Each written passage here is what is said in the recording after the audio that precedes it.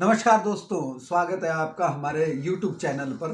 हमारा YouTube channel पहल times और पहल मीडिया ग्रुप की ओर से हम लोग जिस तरीके से वीडियोस डालते रहते हैं, अभी फ़िलहाल 2 वीडियो हमने फिर डाले हैं जो कि कोटा से संबंधित है, जिसमें आपने देखा ही होगा बिल्डरों का एक मुद्दा उठाया हम लोगों ने, और शायद कल उस पे वहाँ के जो लोग हैं वो वहाँ के कलेक्टर से मिलने भी जाएंगे हमारी इस वीडियो के फ्लैश होने के बाद। इस बार हम आपके समक्ष आए हैं जीएस परिहार जी से एक जो राजनीतिक उठापटक कहूँ या तूफान या भूचाल इस तरीके का इस शब्द को, क्योंकि सारा मीडिया इस समय जंतर मंतर पे देखने को मिल जाएगा आपको, उसी पे बात करना चाहूँगा मैं।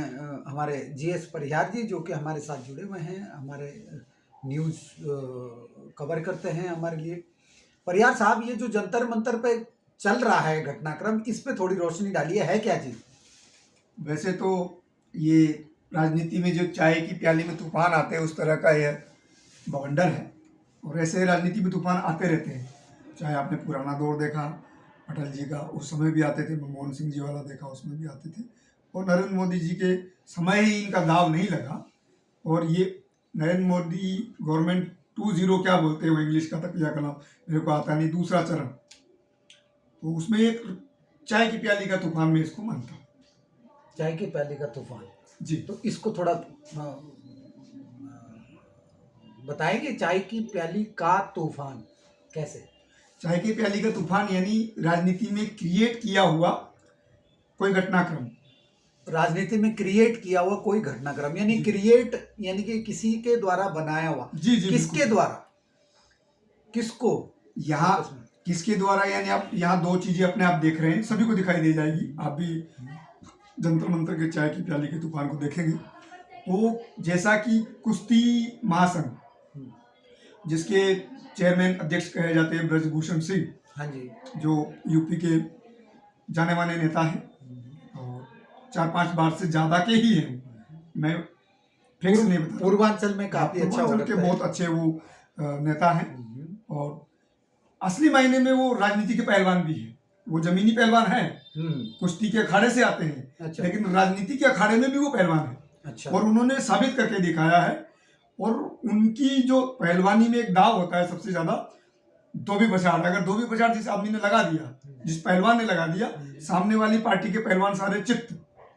तो ये बीजेपी में जो है धोबी पछाड़ माननीय श्री ब्रजभूषण सिंह जी ने लगाया है, और इसमें जो अपोजिशन है वो कोई कांग्रेस या कोई विपक्ष का नहीं है। अच्छा। वो भी मेरी नजर में तो बीजेपी का ही है, इसमें विपक्ष कहीं से कहीं तक नहीं है।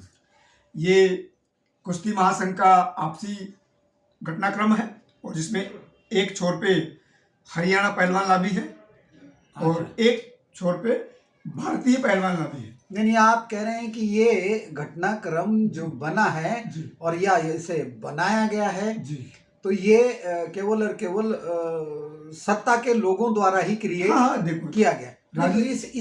इसका फायदा, इसका ऐसे अगर आपका ये कहना है कि सत्ता के लोगों द्वारा ही बनाया गया है, तो इसका किसको लाभ और किसको नुकसान? देखिए, ऐसा तो नहीं, ऐसी कौन सी पार्टी होगी जो अपने ही लोगों का दुष्प्रचार कराएगी? या इस पार्टी होती है ऐसा कुछ नहीं, ये तो देखने को मिलता ही है। उत्तर प्रदेश और मध्य प्रदेश की राजनीति में तो बहुत देखने को मिलता है, और आजकल राजस्थान में भी देखने को मिल रहा है। 2 छोर इसमें है। एक छोर वो है जो आप विजय गोयल जी और अटल बिहारी जी के समय का, पहले की पूर्ववर्ती भाजपा सरकारों के समय का, उसमें ब्यूरोक्रेसी भी है, प्रशासनिक अधिकारी भी है, और एक वो जिसमें नरेंद्र मोदी जी के 2014 के आने के बाद क्या है। तो अब ये ब्रजभूषण सिंह जी जो है ये बाद वाले दौर का प्रतिनिधित्व करते हैं, और जो पहले जो जंतर मंतर आके जो लेटे हुए, जो बैठे हुए, जो चाय की प्याली में तूफान खड़ा करने की कोशिश कर रहे हैं, ये अटल बिहारी जी के समय के लोग हैं, जो राजनीति में सिर्फ चुनाव इसलिए जीत जाते हैं कि देखिए हमारे पास अटल बिहारी वाजपेयी का दिया हुआ गमछा है, और उस गमछे को जाके लखनऊ में दिखाते हैं, ये गमछा है, ये धोती है, ये रुमाल है जो हमको अटल जी से मिला था और ये हमको उनसे मिला था। सिर्फ उस पे चुनाव जीते, राजनीति में बड़े मजे मारे, राजनीति में अच्छी अच्छी पोजीशन क्रिएट करी, बट ब्रजभूषण सिंह ने उन सब लोगों को मात दे दी है और राजनीति में उनको बताया कि जो जमीन पे रहेगा वही परचम लहराएगा। तो अब उन लोगों को दिक्कत है, तो उन्होंने क्या है कि सीधे साधे 4-5 पहलवान इकट्ठे किए जो हरियाणा बेल्ट से आते हैं और ऐसा मामला बनाया आरोप प्रत्यारोप का कि ये कुश्ती महासंघ का बहुत बड़ा डिफॉल्ट और बहुत बड़ा आरोप प्रत्यारोप पे दौर खड़ा कर दिया। आप इसमें सीधा सीधा अगर देखेंगे अपनी जो विश्लेषण दृष्टि, तो क्या आपको दिखाई नहीं देता कि 4 पहलवान बैठे हुए हैं, 2 महिला पहलवान, दो दूसरे पहलवान जो एथलीट हैं और जीत के आए हैं कुश्ती से, उनको गोल्ड स्वर्ण पदक भी मिले और सरकार ने उनको जॉब भी दे दी। तो आपको पता होगा कि हर व्यक्ति का स्वर्ण काल बहुत ज्यादा लंबा नहीं होता है। उन पहलवानों को जो मिलना था वो मिल गया, लेकिन पहलवानों इससे ज्यादा उनको क्या मिलेगा? पहलवानों का एक और कहना है कि क्या? सरकार से कोई लेना देना हाँ, ये इसीलिए फेडरेशन से, यही तो बोल रहे हैं, सरकार से कोई लेना देना नहीं है, फेडरेशन का है। तो फेडरेशन में क्या होता है, फेडरेशन यानी घोड़े पालने वाला अस्तबल का जो मालिक होता है, इसको थोड़ा उदाहरण से समझिएगा कि घोड़े को जो चारा मिलता है, जो चने मिलते हैं, और घोड़े को पालने वाला ये चने को खा जाए, यानी फेडरेशन में जो पहलवानों को सुविधाएं मिलती है उन सुविधाओं में गड़बड़ ज्यादा है, अच्छी पोजीशन नहीं है, अच्छा कोच नहीं है, ऐसा नहीं वैसा नहीं है, ये लोग आरोप लगा रहे हैं। तो भैया क्या इन चीजों को लेके आप ब्रजभूषण सिंह के सामने गए? क्या इतना कमजोर खिलाड़ी है वो कि अपना 2024 का दाव नहीं लगाएगा? और माना हुआ आदमी है, राजनीति का खिलाड़ी है और खेल के मैदान का भी खिलाड़ी है। तो हम तो इसको चाय की प्याली का तूफान ही मानते हैं, और ये जैसे तूफान उठाए वैसे बैठ भी जाएगा, क्योंकि आपने देखा ही है कि ब्रजभूषण सिंह ने प्रेस कॉन्फ्रेंस बुला ली, और प्रेस कॉन्फ्रेंस बुलाने का मतलब ये होता है कि जनता के समक्ष जाना, अपनी बात को भाई जनता ने, जनता के द्वारा चुने हुए प्रतिनिधियों का शासन, डेमोक्रेसी, ये परिभाषा है। तो भी जनता ने उसको भेजा, वो व्यक्ति 4-5 बार का वो है, चुना हुआ प्रतिनिधि है, और उसने कहा कि मैं जनता के समक्ष रखेंगे, और अगर मेरे पास आरोप है, मेरे ऊपर आरोप है, उन आरोपों का मेरे को एक बार वो करने का मौका तो आप दे, मेरा पक्ष रखने का, तो कोई गलत नहीं है। लेकिन लोग दौड़ के पहुंच गए उनके सामने, बोला आप प्रेस कॉन्फ्रेंस नहीं करेंगे, ऐसा नहीं करेंगे, वैसा नहीं करेंगे, और उसी के पहले एक कमेटी का गठन कर देना और उसका ये करना। तो ये मामला ये है कि ब्रजभूषण सिंह कहीं ना कहीं मैदान के खिलाड़ी होने के साथ साथ राजनीति के भी खिलाड़ी जी।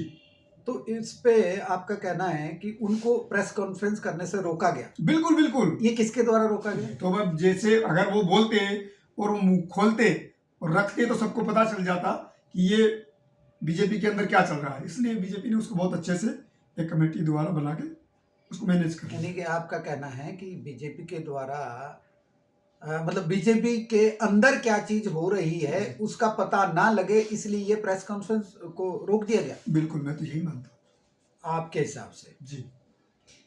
चलिए, कल फिर एक और वीडियो के साथ आप लोगों से मिलेंगे इसी तरीके की कुछ नई मुद्दे पे, वो चाहे दिल्ली से संबंधित हो, यूपी से संबंधित हो, देश के किसी भी कोने से संबंधित हो, आप लोगों से फिर मुलाकात होगी। मैं शूरवीर सिंह नेगी, GS परिहार के साथ, पहल मीडिया ग्रुप के लिए। Thank you.